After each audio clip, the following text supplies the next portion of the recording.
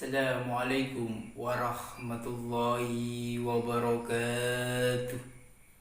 Bismillahirrahmanirrahim.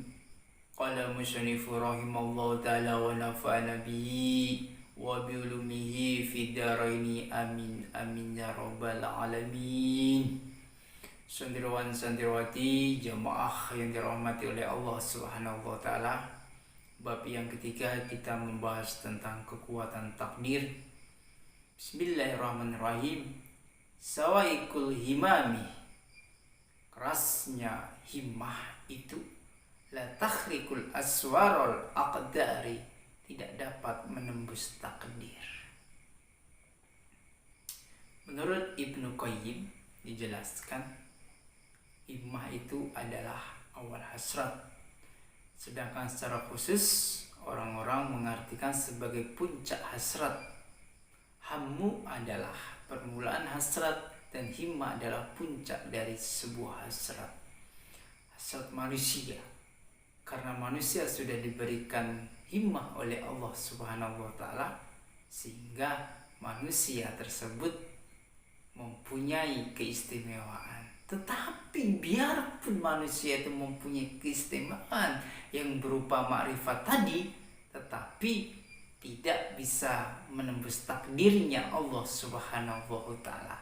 Ini semuanya berdasarkan Quran surah Al-Insan ayat yang ke-30. A'udzubillahi minasyaitonirrajim. Bismillahirrahmanirrahim. Wa ma tasyauna illa ayyasha Allah innallaha kana aliman hakima.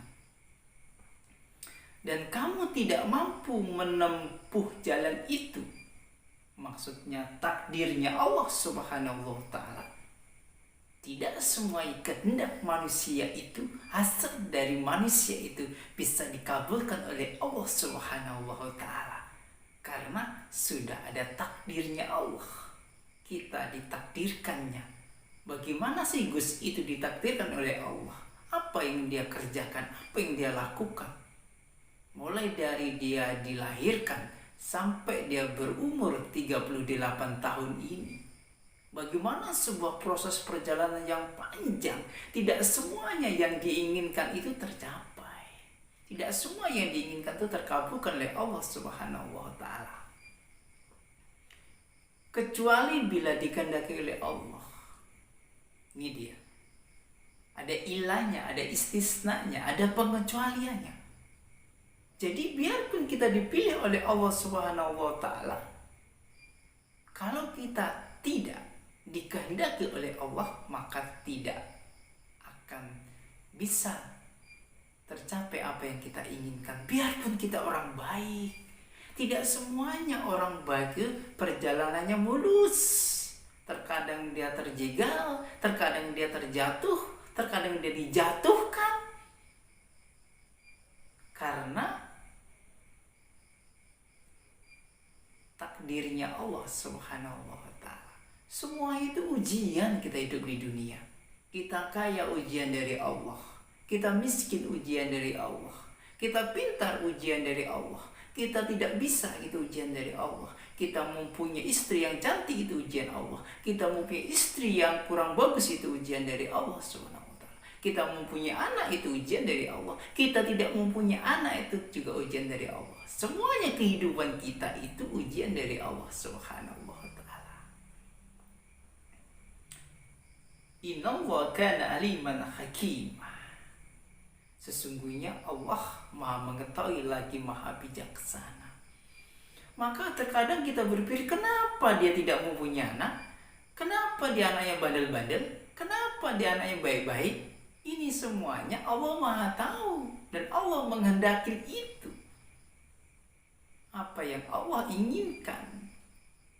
Jadi kekuatan takdirnya Allah Subhanahu wa taala itu tidak bisa diganggu gugat. Santriwan santriwati, hadirin hadirat jamaah yang dimuliakan oleh Allah Subhanahu wa taala.